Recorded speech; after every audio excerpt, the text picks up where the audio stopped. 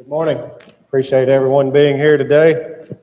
We're going to share some lessons, or I'm going to share with you some lessons from Zimbabwe, some things that I really thought about while I was there since I've been home.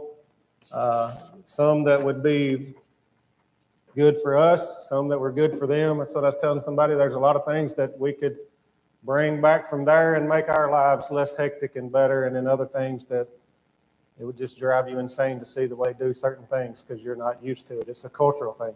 Ty, do we have the slides on for people at home? Because some of the lessons won't seem crazy if they can't see pictures too, probably. So importance placed on time. I didn't know what to name some of these. Time is the basic idea. Told you many times already. You know, we started off late. I was not raised that way, and I can look at a lot of you and know you weren't that way either. You know, you're going to leave the house in plenty of time to be wherever you need to be at all times early.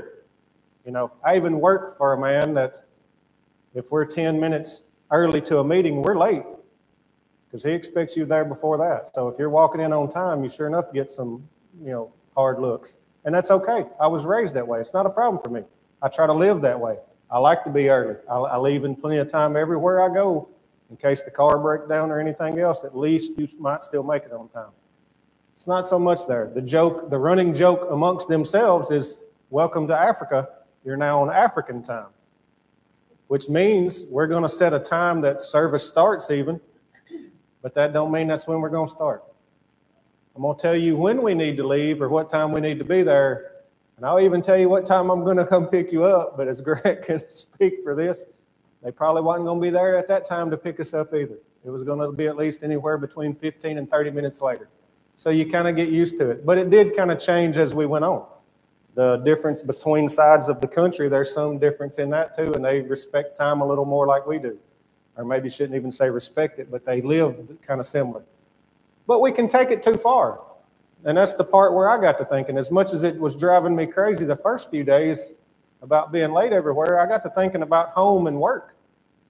I'm so driven by the clock every day at work, or my guys are, that we have set times that we have to do multiple things throughout the day. And so you'll hear multiple alarms going off throughout the day from one of our phones to make sure, because we're in and out of the water plant, instead of announcing who's here and who's not here.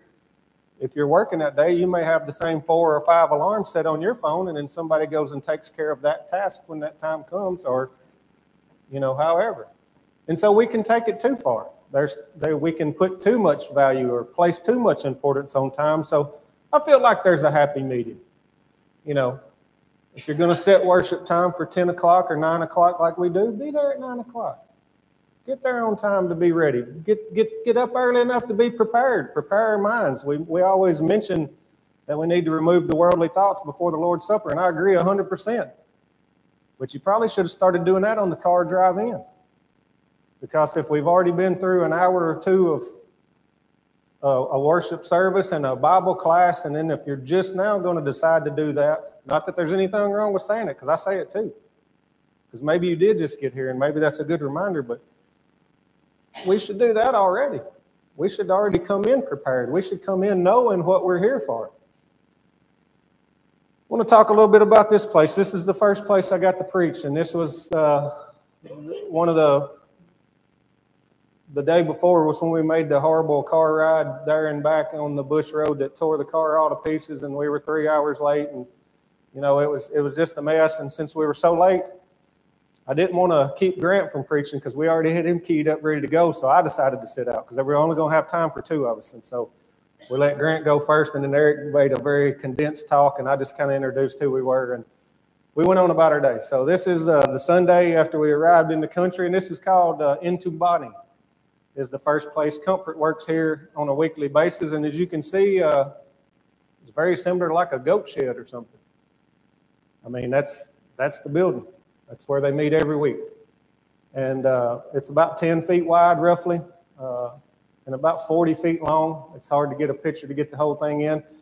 And you can see their little homemade ladder. We were talking about tree cutting and stuff. They don't waste anything, whether it's food or materials or whatever. They try to find a use for everything, but just a little pole ladder because they recently extended this little building about that last section in the front, about 7 or 8 feet or so, they were able to find some old metal and stuff, and they had just extended it a week or so before we got there to try to get the 40 or 50 members that are the 10 there inside, and they still don't all fit, which they had a few visitors that day because anywhere we went when they announced that the white men were coming, there was a lot of other people that came, which was kind of neat for us. You know, it was a lot of things about the trip that you see from a different light. When you go 2 or 3 weeks and you're the only white people that you're with and see, that kind of opens your eyes to how the world can be and how people feel on that side of it. So we got to experience some of that. But when we announced that we were coming, a lot of preachers and members from other places would try to finish their service and then show up if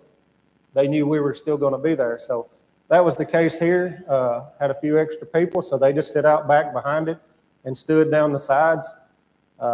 They set up a table in the front there. They removed that ladder, and we had a little table to put your stuff on and whatever, and animals run around everywhere. I have to say it's the first time that I've ever preached anywhere, and you can hear cows moo in the background and a dog run up on and wet the tin while I was standing there preaching. I had to move forward to keep from getting wet. So, I mean, it's a whole different world. And they don't notice any of that. You know, I jumped and moved, and everybody looked at me like I was going to fall. People started reaching out. You know, I was just trying to get out of the way. But the weird thing about this, the time that struck me here, you know, services to start at 10. They told me they wanted me to do Bible class from 10 to 11 roughly, and then they were going to do the Lord's Supper and stuff, and then preach after that for about an hour. So they said, you know, 10 to 12:30 is kind of basically all you. I was like, all right, cool, that's fine. I'll be ready. Well, 10 o'clock, I'm standing up there.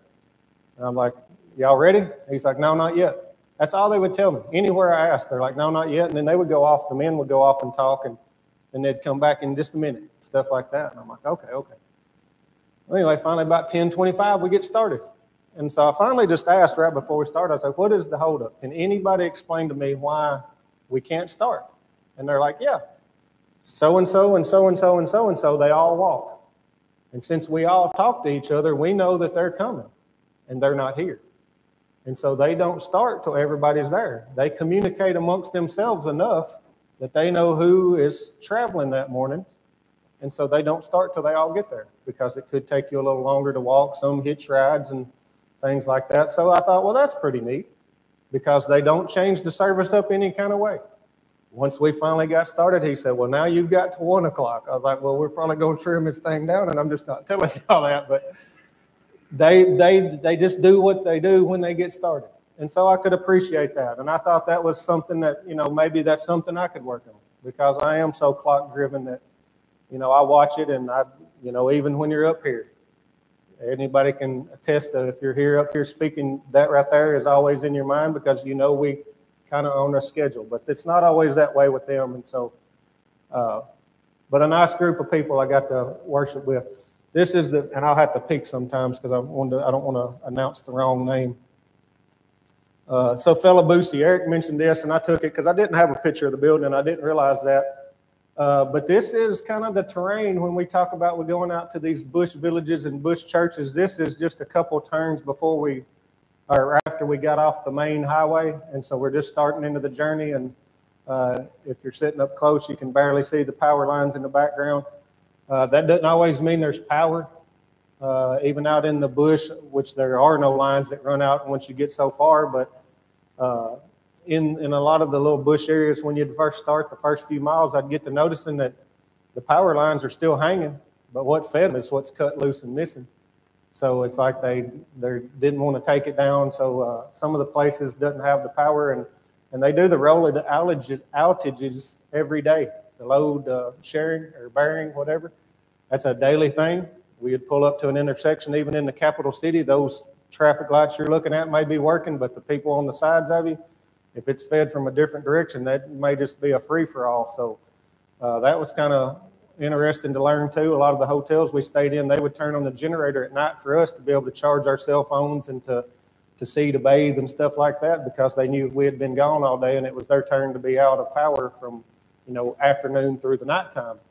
And so they do rotate it where not everybody's out. But, you know, we're heading out to Felabusi, one of the bush churches that we worshiped at. And that was another one. That was this kind of the same story. If we had to do 2 in one day, that we were always going to be late to somewhere. So we met with the people at Fellabusi there, and 3 young men wanted to be baptized after the 3 of us spoke, and so we were all excited. And then they told us we couldn't take part in it because they were going to travel 20 minutes one way, and we had a 3-hour car ride that way. And when I looked at what time it was, I'm like, oh yeah, and we're already late just about. We're supposed to be here in 30 minutes. So that was a rolling habit in the beginning. So, but there 3 young men did obey the gospel, so we were at least excited about that. And we traveled on out to, this is Comfort's parents' house, and I don't remember the name of the congregation that he works with, but we originally were going to stay with Comfort's parents this night and then travel the next day, but they figured out that we would be so late the next morning that we would miss a flight, so they went ahead and we drove till midnight or after that night. But we got to Comfort's parents' house, like I say, late as usual, and many preachers had traveled. In fact, one of the older men, maybe the one up in the top, couple over from Grant sitting at that table with the brown coat, I think might be him, but one of them been preaching for about 30 years, and he's really getting to struggle with his legs, and he's the man that we've agreed to, they're trying to find and get a quote. We're going to help him get, they called it a wheelchair forever, and then it turned into, they were calling it a tricycle, so we don't really know what it is, but it's something commonly used by the people there that live out in like the bush area, that he'll be able, they said he can do a lot of the movement with his hand like a wheelchair, but it's got better tires than what we think of a wheelchair kind of thing. So we're still waiting to be able to help that man, because he travels about 2.5 kilometers, which isn't hardly a mile, I don't think, or maybe just a little over. But every time they get together, and he did it with the 2 walking canes, and so he was telling us how long he walked that day, and somebody picked him up with a donkey cart just right down the road. So we're going to try to help that man get that. But since we were so late, it's kind of, we showed up, we were almost embarrassed, and nobody ever says anything to us. They're still happy to see us, but you hear the stories of, they had already had 3 men preach that day before we got there, and then they still sit through the 3 of us, and it turned into our order, we'd throw Grant in the middle.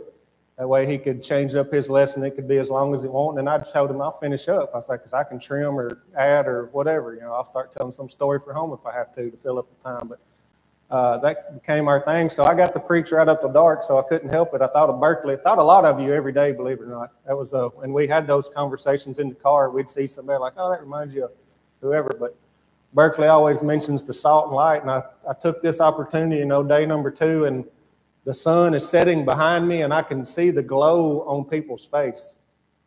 And it almost gave me chills to I'm preaching to these people that are starting to get the orange and yellow tints to them from the sun setting behind me. So we had to talk about being the light of the world, of course, to close out the thing. And like I say, I thought of a lot of you as we were doing stuff, but this great group of people here that we got to hang out with and like I say, enjoy the sunset. I sent a few pictures. I didn't add them in here, but I sent a couple of sunsets home to Sonia because we've always done that kind of stuff together. And I told her the picture does it zero good. Like it doesn't even, I can look at them back when I'm home and I'm like, nah, that's not how it was. It's pretty, but it's not the same. But anyway, so we moved on. Well, now we're with Pick and in the Gwanda area, and I know Eric showed this picture, but I just put it up there. You can see time got a little better. Pick would pick us up at the time he said he would, and we would be closer to arriving on time and things like that. But this is about 8 or 9 minutes before service is supposed to start, and there's the 5 of us and those 2 people. So naturally, we didn't start on time there either. They were a little better, same thing. They kind of wait on each other. But this is Columbine, and y'all as individuals got a lot of you put money toward the roof. And so that's that building there, and you can see they don't do doors or windows. And so they have the rocks piled up in the end. The windows are open. It's actually pretty nice. I mean, 80 degrees and sitting in there, there again, get to preach. And the cows are walking on the left-hand side. They're walking behind us all morning, and they have the bells on them to keep up with their herd. So, it kind of gets to where you're used to it and you like it, and you can hear the little jingling and the cows mooing in the background, the breeze blowing through the building because it's open on both sides of you with the windows. And it was just a really neat experience to get to stand and worship and preach inside of some of these places like that, and the people that come, because this is, I think now a Monday. I should have wrote down dates. I wrote down the names of the places because No, this is Sunday. We went Sunday and preached on here, and then we went to a place on Monday and Tuesday with him. But we left there and we went to the Aether Stone. Eric mentioned this one, but I wanted to get a couple pictures too, because a lot of times we would separate out and we would talk to the people there, and then we would share stories with each other of what we heard and learned. And the older gentleman that preaches here, because Pick doesn't make it out every single week. He tries to, but with the weather and some of the places they have to travel during the rain season, it's just inaccessible for him to get there. None of these people that worship here have a car, so when we came up in a vehicle or two, it's you can tell you're already better off than them. But that doesn't mean they're not there for the same thing. They'll travel however far they have to. They'll worship God, and they're excited. They're excited to see you. But over to the left, and this is the one where Eric, he had a different picture. They started building a restroom for the ladies up in the left-hand corner of this picture that's not in mine. But the reason they do that, the older gentleman was telling me once a year, and they had used to do it twice, but he said it got to where the attendance was bad when they did it twice. But they have, he called it, what he said it would be similar to what we call tent revivals. And they do it for the whole week. And it is really a tent revival, because those people that come to that one, they bring their own tent and they actually camp there. And that's why he was trying to get the restroom for the ladies and all that. But all the services happen in this area. They've cleared out a huge dirt area. You can see it goes a little bit. Depending on the crowd, the preacher stands wherever need to. We're kind of over to the right-hand side of this. And it's hard to get a picture of the group. Like I could stand up here and get a picture of y'all and share with anybody. You'll all be in it. But because of the cultural ways that they have, the ladies are always on one side, sitting on the floor or on the dirt. The men are usually on some kind of bench, stump, chair, whatever they got, bricks sometimes, but they're sitting on something. And they're usually on the opposite side. So I was sitting in the middle of them. The three of us, they usually had a special seat for us. And so I snapped a picture of the ladies since they were straight in front of me. And the guys were over to my right, and I thought it'd be kind of weird to try to get all them in there. But anyway, those people meet there every week. A lesson for me, and Eric mentioned this one, and I'm going to have to move a lot faster. Discuss the hard topics. This is one that I think is easy for us to kind of skirt around no matter what that topic is. Depending on where you're at, it's a different topic. Here, of course, all the gay rights and everything, I think it's Pride Month, so you're beat with that if you live here. For them, it was the discussion of the contribution in supporting the preacher. And at first, when Pick asked me to do that, I'm like, no, I'm not coming over here to stir up trouble and do something that's, you should probably handle. I mean, that's how I told him. Because he had asked me to preach on marriage, divorce, and remarriage because of an instance inside the congregation. And I was like, no, I'm not touching that one because I don't personally know them. I'll be glad to sit down and talk to them, but I'm not going to, do that in front of the group as a one-time, try to fit that into a lesson when I don't know all the details and situations. So I agreed to discuss the giving and supporting the preacher. And I'm going to have to say I did it in two places. This is Vugwe, and then the next one is that's inside the Vugwe. I don't know if they do that. I couldn't get anybody to answer me if they did that special because they knew we were coming, but they put the bright colors on the wall because it's just a plain block building. Concrete, if you've ever done concrete and brick, if you do it in different times, it's different colors. So I don't know if they did that as special for us because a lot of people set up some kind of table or something for us to be behind that they said they normally didn't have, but they put some bright colors up. The men sit on the left. The girls are picking up the chairs to carry outside for the men to sit in under the shade trees to continue to greet and talk with us. The ladies sit, these are woven like mats that these ladies brought in and that they even sold on the sides of the streets and stuff. We saw a lot, but like the one lady standing the thing, that's actually a wrap. And it may be big enough just for that lady that's wearing it to wear, or it could be some of them, they'd unwrap it around themselves 4 or 5 times, and they may have if they had 2 or 3 girls, so, the family could sit on that. So there again, it's a cultural thing. It was, at first for us, it was a little hard, growing up here in the South, you have manners, yes ma'am, thank you, help them up, take my seat. I was scolded hard the first time I gave a lady my chair. They told us they gave us a lot of us white people passes because we didn't know the rules. And I'm like, well, we'd have to do this. We would laugh about it and joke back and forth, tell them you'd have to do the same thing if we brought you home because the first time your wife's sitting on the floor, You know, a lot of people where we live are going to have a problem with that. They're going to be trying to get them on the furniture and for the same reasons. But anyway, a great group of people here way out in the middle of nowhere. I got an older gentleman that's been working with the congregation here for about 20 years. He rides a bicycle. And so he's got a younger guy that he's been training and working with, letting him preach some, because as time has gone on, he has to cross a creek or a small river, whatever it is, some kind of bottle of water, but it washes out and he can't get to it during the rainy season. And we learned a lot of them. But I threw a few Bible verses in here that I used in that lesson because, like I say, I knew it was going to be a sore subject. When you look at people and you can tell they have next to nothing, you're going to tell them that they should give part of what they don't have, which, don't get me wrong, it's a commandment. It's in the Bible. It's not a problem. It's a scriptural. And that's what I told them. It's not me telling you what you need to do. I'm going to share God's word with you, and hopefully you can find some way to apply it to your lives. But it wasn't taken necessarily as kindly as some of the other lessons we did. It's the only two places I preached that the only people that shook my hands when it was over were the preachers. And so I wasn't really shocked about that. Very few of the members were happy to see me, as they were some of the others. But, you know, like I told them, because a couple of people asked me why I picked that. And I said, well, I was asked we would reach out to our contacts and have them reach out to the congregation and ask what the need was. And this happened to be what was asked of me. So I did.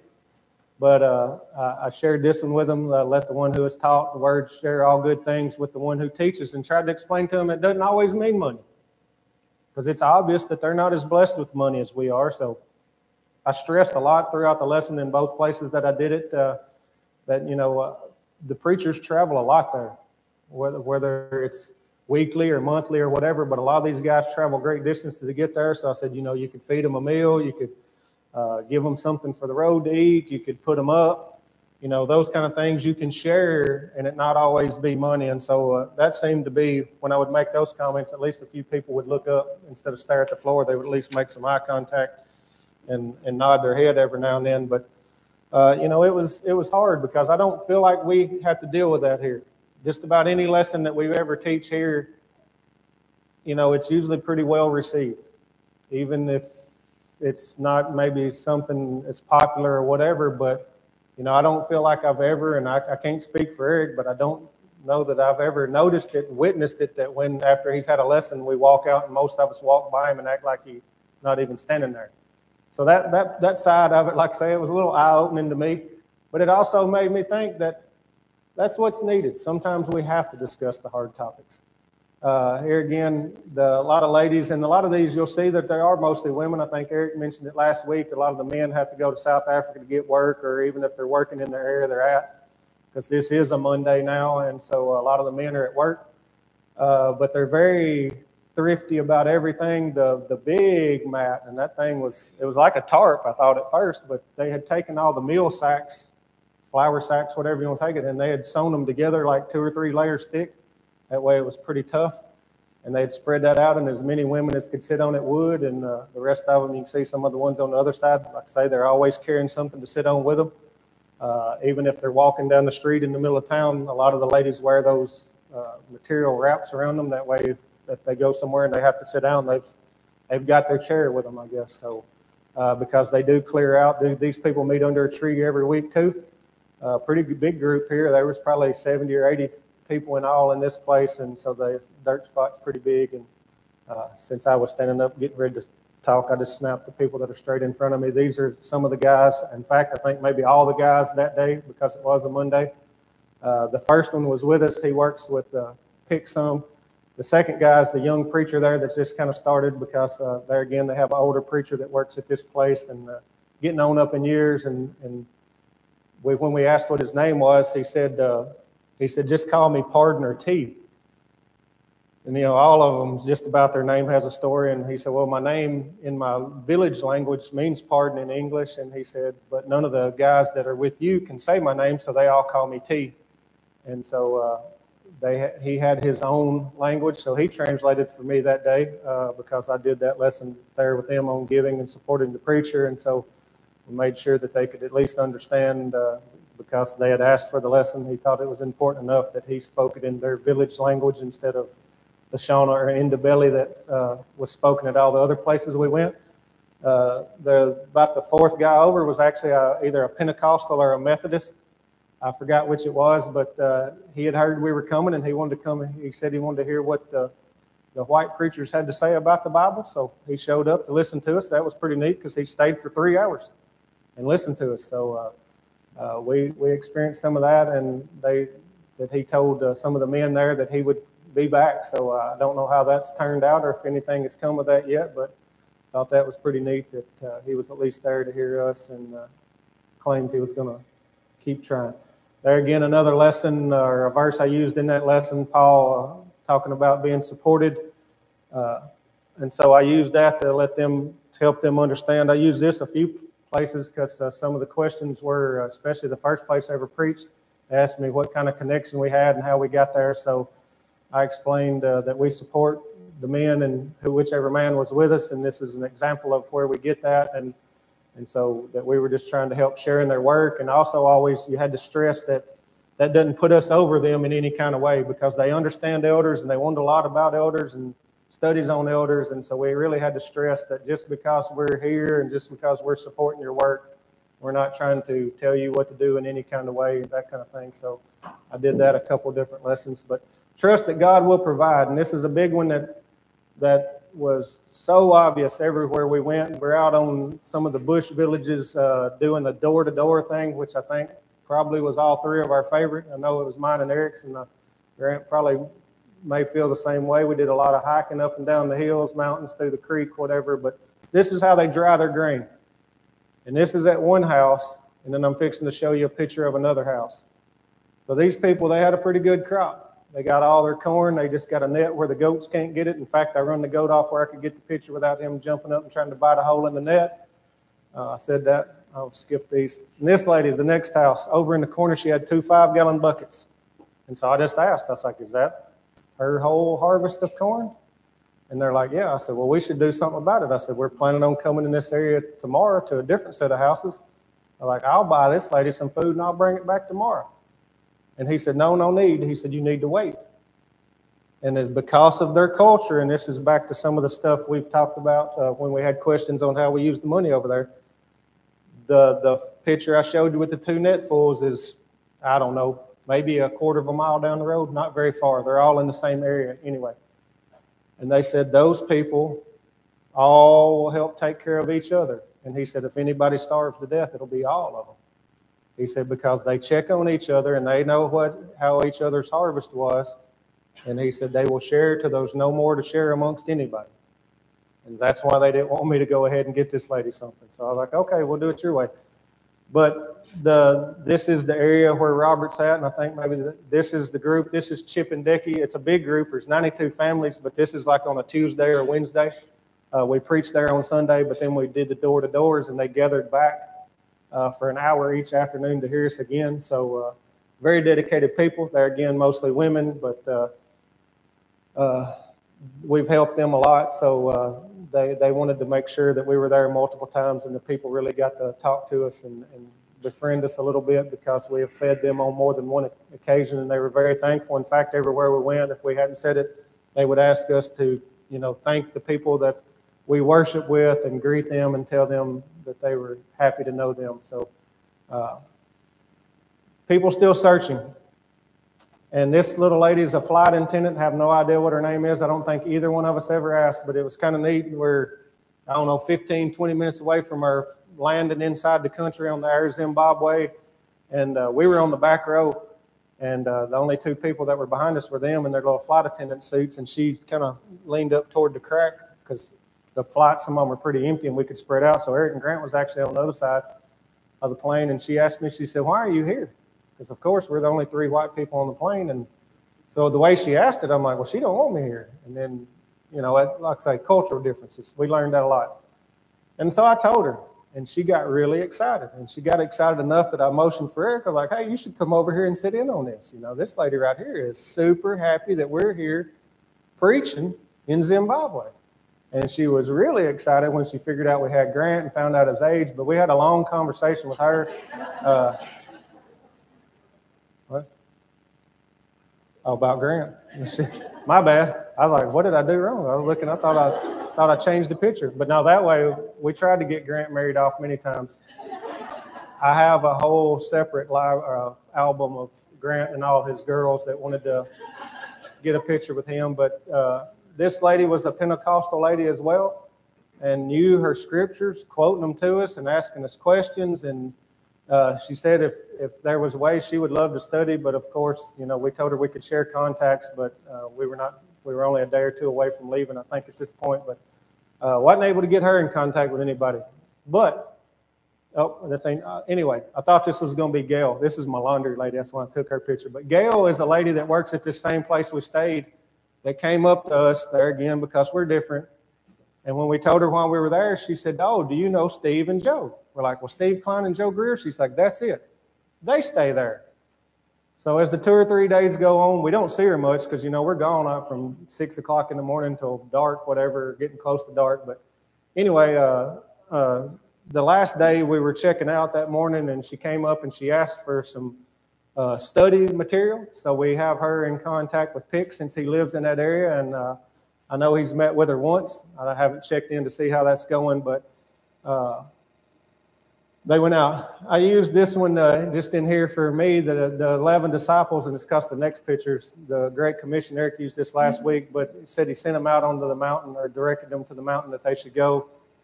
The home studies we went, of course, to spread the gospel, but the home studies we went with Robert, the very beautiful mountainous areas. We hiked up and down hills everywhere we went, typical little small little bush areas. There's the houses on the left and some out of the screen to the right, another set over here, and then one back even further. We walked all three of them after we parked the car. We're actually coming back from meeting with some others and walking back to the area where we parked the car. We did that a few days, and that was really great and fun, hiking up the hill to go meet the people. Like I say, they live wherever they were born, I guess, and this one was up a pretty good hike up the hill there, a lot of rock and dirt, but when we got up there, he had a little fruit orchard around his house and had his garden out, and very, very fertile ground in some spots. They grew a lot of stuff. Like I say, this man had lots of fruit trees and stuff, so they trade with each other a lot. I think we've already shared this picture, but the work is there to be done, and that went for me as well as them, and that the work's here to be done too. But the one little old man, 80-something years old, makes this journey. It's not bad the time we went through. This is the dry season. They said in the rainy season, this little sand dune rolled up on the far side, that's actually underwater. So, of course, that man may not get out for 2 or 3 weeks. Nobody can even check on him. They can't get to him. They just assume he's okay. They usually try to check on him, and he tried to make sure he gets everything that he needs before the rainy season sets in. But they go to see him on a weekly basis, and there's 8 of us in total here going up the hill to see this guy, but that's the first 3 that jumped in the water. But I thought that was kind of neat and fun for us.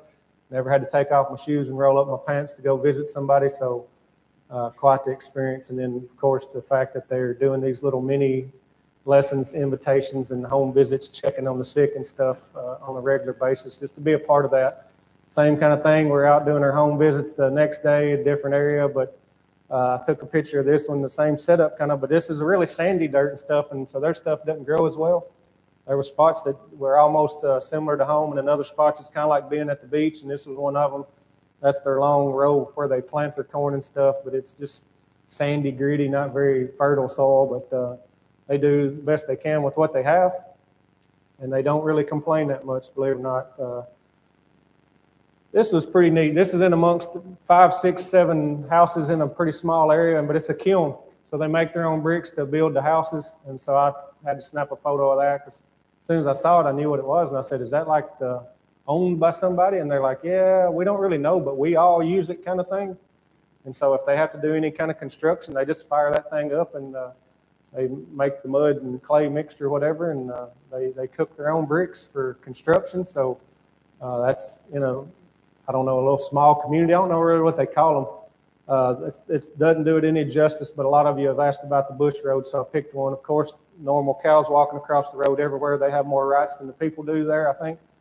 But it's hard to tell how washed out. That's the original road. I mean, the ditch that's in the road is nearly knee deep, and since nobody fixes any of the roads, and they can't really keep up with all of them out in the bush anyway. They just start. You can see some have veered to the left, some have went to the left, and then some have went to the right. But they get around those obstacles however they can until it's just such a mess that then they start throwing. We saw where they had rocks and logs and everything else trying to help fill up the hole. And I mean, it's some of it's pretty bad, and that makes it very evident why cars are torn up all the time over there. Tank would probably be the best method of travel, I feel like, on some of the roads we went on. As far as long-term hold-up, but the guys get to work.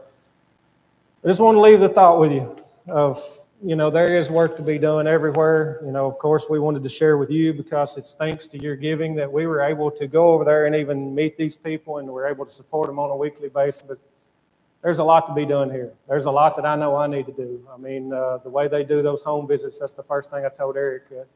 It's a cultural difference. They don't warn anybody they're coming. They just show up, and if they're not there, that's fine. If they are, nobody's upset. Sometimes that's not as well received around here. We try to at least make plans to get together, but it's one thing I know I could do better is I try to at least text people when they're out sick and find out if they need anything and all that. But there's a lot of things that I took from them that I could bring home and do better myself, and I'm sure you could too. And I just want to leave that thought with you that, don't make ourselves so busy. I talked about the time that, especially with my job, the clock is very important to what I do at work. We have times that we have to get stuff and record it and send it to the state and things like that. So there's things that you have to do. But don't let the clock rule you. We don't need to get so busy and so focused on things like that we forget about the main thing, and that's our Heavenly Father. And that can be easy to do. And so just, try to remember daily. Try to focus on God daily. Trust in God, like Grant mentioned. A lot of times I would piggyback ideas of lessons off of his. Talked about Paul and Saul a couple different occasions. I named the lesson One Man with Two Names, since he brought up Saul and the stoning of Stephen. And we'd kind of try to tie our lessons together. But think about the men of faith, the examples we have, and that we can be that way too. I told you about comforting them this morning in Uganda. They're trying to get out because there's people getting killed for their beliefs and other reasons. So they're trying to flee the country after they went over there to try to help do some work. So it's a real situation. Remember how blessed we are. Trust in God. I mean, everywhere we went that we're out of food, that's what they'd tell us. They would ask us, because we said a prayer everywhere we went in every home, and they would say, yeah, God supplies for our daily needs if you'll ask him to continue to do that. And that's how they live. They live day to day knowing that if they have one more meal sitting over there or two more or whatever it is, that before that's gone, somebody or something's going to happen where they can keep eating. They told us that more than once. And we're truly blessed people here, and I've sort of told many of you, and you all know, I mean, we waste more than a lot of them have. And it's kind of eye-opening for me that, if we don't like something, we'll throw it in the garbage. They don't waste anything, whether it's a tree they cut down or a goat they kill to eat or whatever. Something's done with everything. So, think about some of those things, if you would, as we leave today, and know that all of us can do better. No matter how great of an example we are, there's something that each and every one of us can do different. And I would ask that you would think about that this week as you go out into the world, that what can you improve on, and try to improve on that. The small steps, things that are achievable. I've always been told that any goal, you need to make it in small increments. That way you can achieve it at many levels, and it doesn't seem like the mountain you got to climb kind of thing. So set yourself some small goals and try to improve on something this week, and just know that there's people around the world that are way worse than us, but they're doing the same thing. They're worshiping God today. Well, they're already done. And that was one thing that always put a smile on their face. I would remind them that the church started over where they're at. There was Christians there where you live before there were where I live. And thanks to the gospel, thanks to people like the missionary journeys of Paul, however, it made it to my house. And I said, I'm thankful for that. And to know that we preach the same and teach the same thing that they do. And that would always put a smile on some of their preachers and members' face, to know that we all are brothers and sisters. We truly are. We're all members of the same church. And so if you're not, maybe you've never been baptized, maybe you've never turned your life over to God, know that something you need to do. You need to ask for forgiveness of sins. We're all sinners in Romans. We've all sinned and fallen short of the glory of God. So we all need that forgiveness. We all need to know that we have that hope of salvation from 1 Peter. That's what that whole chapter talks about, the persecution and the hope of salvation.